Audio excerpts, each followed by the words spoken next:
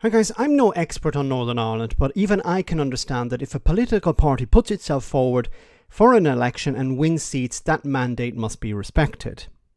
That doesn't seem to be the case with certain people in Great Britain, because I assume Andrew here, who phoned into the Iain Dale show, is phoning from GB. He believes that the Republican Party doesn't deserve any seats in the Northern Ireland executive. Then he went on to compare them to the BNP, a far-right party, and finally, a turd. Have a listen to this. I mean, it's a horrible blow, Sinn Féin having the most MLAs. In fact, I think Sinn Féin having one MLA is a terrible indictment of human decency. But the fact is they have, and you've got to live with that. Well, aren't you living in the past, though, with that kind of attitude? Because it's the sort of thing I might have said in 1993 after the IRA murdered my newsagent in Docklands. But things have moved on since then. Well, they have and they haven't. I mean, this is still a party that is, by record of the British and Irish intelligence services, inextricably linked to an extant terrorist organisation. And I mean, I can remember that the hullabaloo, and quite understandably, because they're a vile party, but I remember all the hullabaloo when the BNP had 8 councillors in the whole of the United Kingdom. And yet the BNP, as vile as they are, don't have over 1,700 murders on their curriculum vitae. And yet people seem to regard Sinn Féin as some sort of, this whole new phenomenon. I mean, they really are the ultimate in terms of that, that saying, that the thing that you can't polish.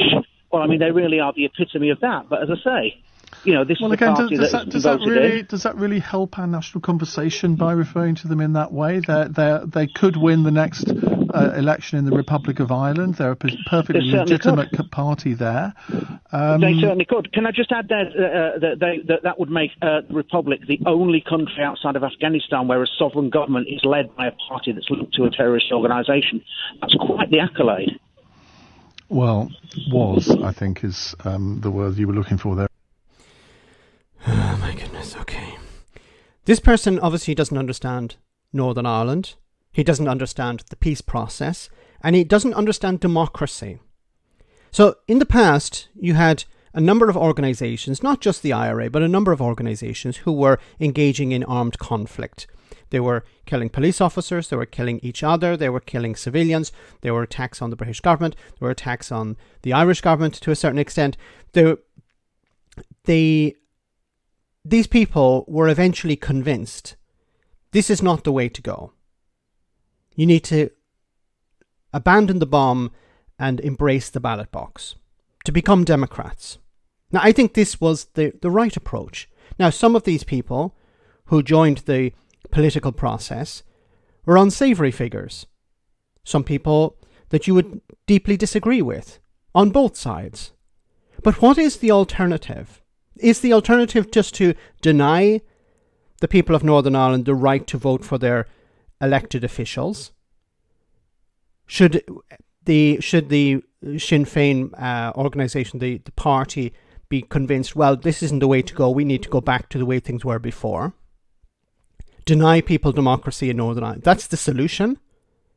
Like, you may not like Sinn Féin, but you can't deny the people of Northern Ireland the right to vote for Sinn Féin. In the same way, you can't deny the people of Great Britain the right to vote for the BNP, whether you like the BNP or not. That's democracy. We may not like the parties who are in power or the parties who are running for power, but in a democracy, we have to allow these things to take place. And the fact that, when it comes to Sinn Féin in particular, there is this feeling that, they haven't really abandoned war. But there haven't been attacks by the IRA since 1994. Or, at least 1998, I should say. So when the peace process began, they put the bomb down, the Armalite down, and they decided we need to become Democrats now. Now, this is not something that is guaranteed. It's not something set in stone. It needs to be maintained. It needs to be protected.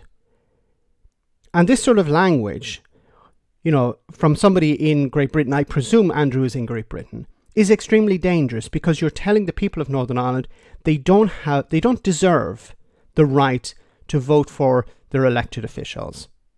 And if you go down that road, then what is the conclusion? The conclusion is there is a two-tiered society. Some people are allowed to vote, other people are not allowed to vote. And those people who are not allowed to vote, what will they take from that? They'll take that, well, democracy isn't the way to go. We have to go another way. And you don't want that. It has already gone, Northern Ireland has already gone through that and abandoned that solution, that path. We don't want them to go down it again.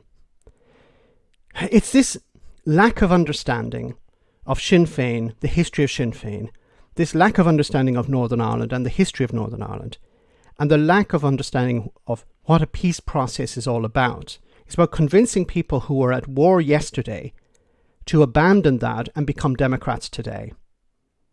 Let me know in the comment section, guys, what you think. As always, your comments are greatly appreciated. Thanks a lot.